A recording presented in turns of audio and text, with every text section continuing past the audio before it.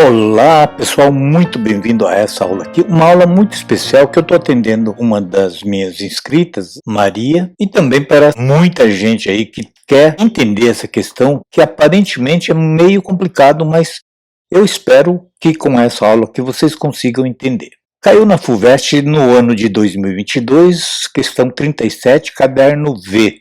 Se tiver feito com outro caderno, ele vai estar com outra numeração, tá? Mas nesse caderno é questão 37 e claro que ela é a mesma em todos os cadernos, só a ordem é que muda. O enunciado diz o seguinte: a figura mostra um quadrado e um círculo, ambos com centro no ponto O. O quadrado tem lado medindo uma unidade de medida, o m, e o círculo tem raio igual a 2 UM, 2 unidades de medida. O ponto A está sobre o contorno do quadrado, o ponto B está sobre o contorno do círculo e o segmento AB tem o seu tamanho 2 unidades de medida. Quando o ângulo θ é igual a AOB for máximo, seu cosseno será, e temos aí as 5 alternativas.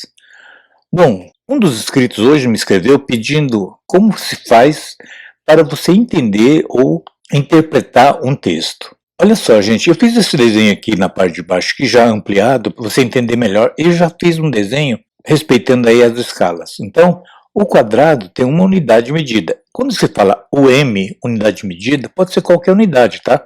Pode ser centímetro, pode ser metro. Então, ele não especifica uma determinada unidade, e sim uma unidade qualquer. Muito bem, veja essa figura aqui. Vamos pensar, vamos imaginar que esse segmento OB e BA são segmentos fixos, porém ela vai movimentar. Então, quando o B movimenta, lógico, vai puxar o A. Faz de conta que é um trilho, que o A vai percorrer esse trilho quadrado e o B vai percorrer o trilho circular. Então, e elas são, vamos imaginar que sejam duas peças metálicas engastadas uma na outra, e quando uma movimenta, lógico, vai puxar o outro também. Então, a gente sabe que o raio OB é o mesmo raio de 2 centímetros aqui, 2 unidades, aliás. É o mesmo raio de 2 unidades. Então, você já pode escrever aqui que é 2 unidades aqui.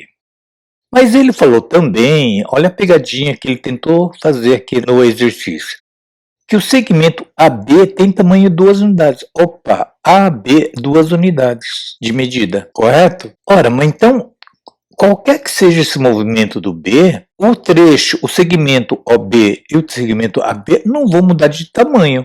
Vai ser sempre 2 e 2, não é isso?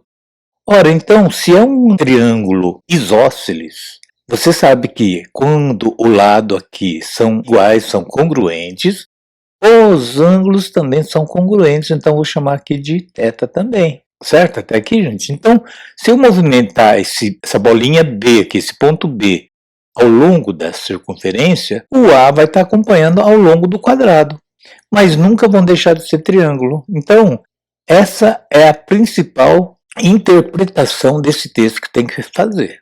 Agora, eu vou fazer aqui para definir o ângulo máximo. Eu vou fazer aqui, ó, colocar aqui uma figura aqui para você entender.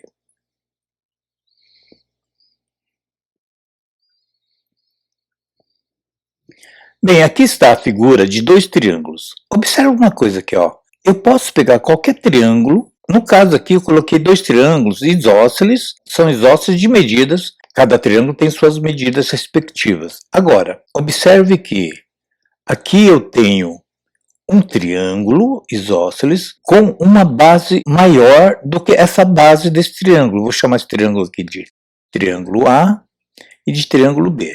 Eu tenho um ângulo aqui, ó. Observa que quanto maior for a base, menor é o ângulo, no caso aqui o alfa. Pode ver, ó, o alfa aqui é menor do que o beta. Então, quanto menor for o tamanho da base, maior será o ângulo. Ó, o beta é um ângulo maior do que a alfa. A própria figura está mostrando aqui, correto? Então você pode pegar qualquer triângulo, quanto maior for a base, menor será o ângulo. Então, olha só, gente. Imagina, agora você tem que usar a tua imaginação aí. Imagina que o B, o ponto B, vai começar a circular aqui.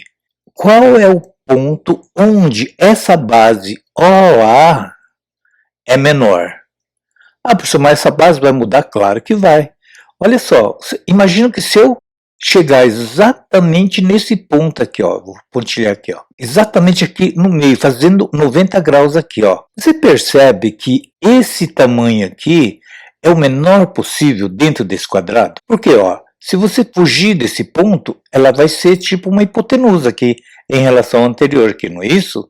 Vai ser maior.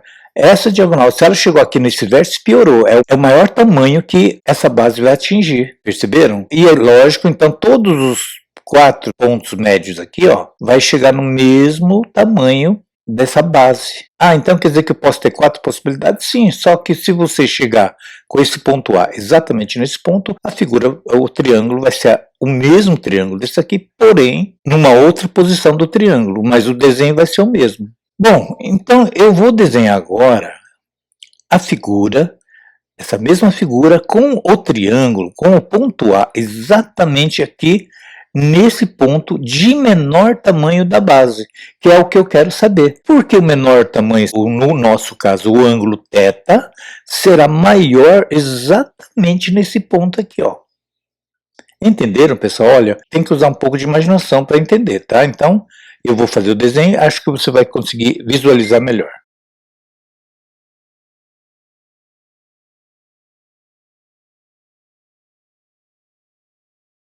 Bem, aqui está a figura, então, no momento em que essa base OA é a menor possível. E o θ aqui, você pode ver só pelo desenho aqui, ó, esse ângulo θ, ele vai ser maior do que o θ nessa posição anterior aqui. Ah, mas professor, é o mesmo ângulo? Não, o nome do ângulo é igual. Agora, o valor dele vai variando, tá? De acordo com essa base, o tamanho da base. Qual seria o menor ângulo possível? O menor ângulo seria quando esse ponto A chegasse num dos vértices aqui. Então, ele vai atingir a maior base, que seria metade de uma diagonal do quadrado. Entenderam, pessoal? Tá? Então, para nós, interessa, então, esse menor tamanho da base, que é o maior valor de θ. Muito bem. Agora é o seguinte, gente. Eu sei que esse lado aqui mede 2, continua medindo 2, não vai medir, não vai ficar diferente. E quanto que mede de O até A? Não é exatamente a metade do quadrado do lado quadrado, então aqui mede meio, porque o quadrado é medida 1, né? 1 por 1, né? Claro. Então aqui é exatamente a metade, porque isso aqui vai ficar exatamente paralelo ao lado do quadrado. Bom, agora sim, agora tem um triângulo isósceles, tenho 3 medidas dos lados, e eu quero saber o cosseno de θ. Bom, agora, gente, olha, o meu amigo que está assistindo, o Santos, ele perguntou como é que eu vou interpretar, né? Agora vamos montar aqui, ó. Eu já cheguei no ponto crucial desse exercício, porque é o seguinte, ó. Quando você lembra de cosseno, qual ou quais são as únicas formulinhas que você conhece sobre cosseno? Eu tenho aquela relação trigonométrica no triângulo retângulo que diz: cosseno de um ângulo qualquer é sempre o cateto adjacente dividido pela hipotenusa, não é isso? Mas isso num triângulo retângulo. Aqui eu não tenho um triângulo retângulo, a não ser que eu divida esse triângulo aqui, ó, a altura que cai exatamente no meio dessa base aqui. Poderia usar isso daí. Mas eu tenho uma outra formulinha que diz o seguinte, que eu vou mostrar através da figura, que é o quê? Que é a formulinha da lei dos cossenos. Como assim? Você lembra disso? Vamos ver. Vamos recordar o que é a lei dos cossenos? Eu vou jogar aqui a figura e você vai entender.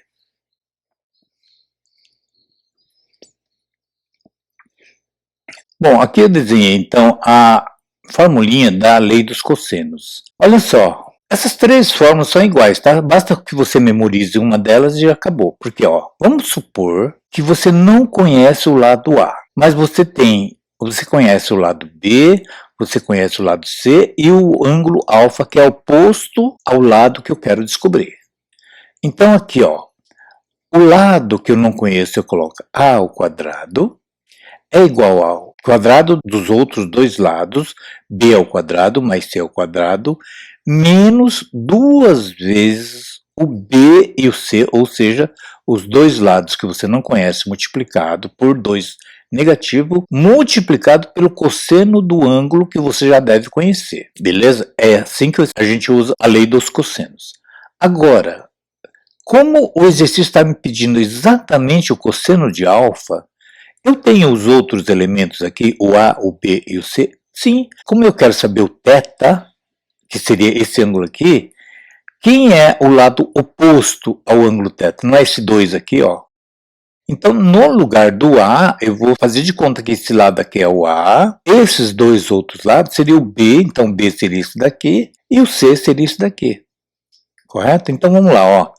No lugar do A, eu vou colocar 2 ao quadrado, igual a B ao quadrado, que é exatamente 2 ao quadrado, mais meio ao quadrado, muito cuidado com essa conta aqui, menos 2 vezes o B vezes o C, ó, B vezes o C, que é 2 vezes meio, vezes o cosseno de θ. Bom, 2 ao quadrado vai dar 4, igual a 4 mais, aqui eu esqueci, é meio ao quadrado, tá? Que é C ao quadrado.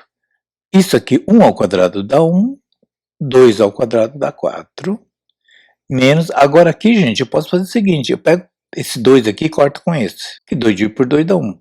Ah, eu poderia pegar esse 2, claro, tá na multiplicação, qualquer um serve. Então, sobrou quem aqui? Só 2, então menos 2, 2 vezes 1 dá 2, então menos 2 vezes cosseno de θ. Bom, como eu quero saber o cosseno, eu vou passar esse termo para a esquerda, vai ficar positivo, então vai ficar 2 vezes o cosseno de θ, esse 4 mais 1/4 eu vou deixar aqui, ó, 4 mais 1/4, esse 4 do outro lado aqui é positivo, vem para cá vai ficar negativo, menos 4, beleza? Até aqui, gente, ó. Então, só que esse 4 menos 4 dá 0, então eu já posso cortar esses dois aqui, ó.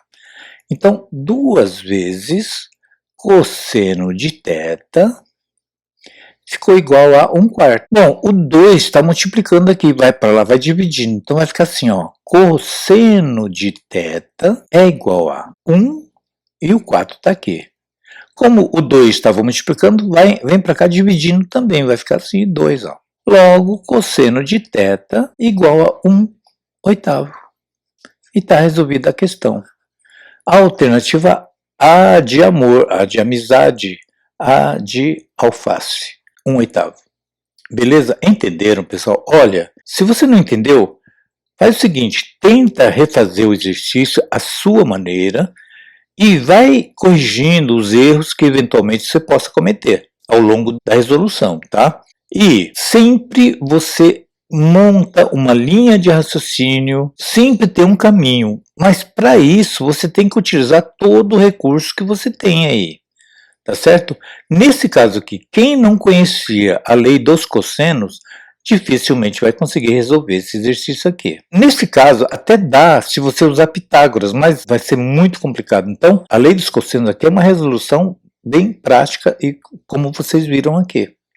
Entenderam, pessoal? Olha, se por acaso alguém ficou na dúvida, escreve aí nos comentários, como a Maria me escreveu, pedindo essa questão especialmente, e eu tenho o maior prazer realmente de atender e tirar qualquer dúvida aí. A você, Maria, caso ainda tenha restado alguma dúvida, pode voltar a escrever e tenho o maior prazer em receber esse tipo de pedido, tá? Que essa é a minha função aqui. Se você entendeu e achou que a aula valeu a pena, então faz o seguinte, deixa feita a sua inscrição, caso ainda não tenha feito, e deixa o seu like, é uma atitude simples, mas que é muito importante para que o algoritmo do YouTube possa divulgar cada vez mais esse nosso trabalho e especialmente essa questão aqui para mais gente que porventura não tenha entendido, ok? Aí convide também aquele seu amigo, tanto do ensino fundamental como do ensino médio, para que venha conhecer esse nosso trabalho, que é feito com extremo cuidado, com uma extrema dedicação,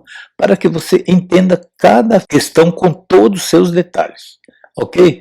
Por hoje é só, eu deixo aqui um grande abraço a todos, fiquem com Deus e até a nossa próxima aula, gente. Tchau!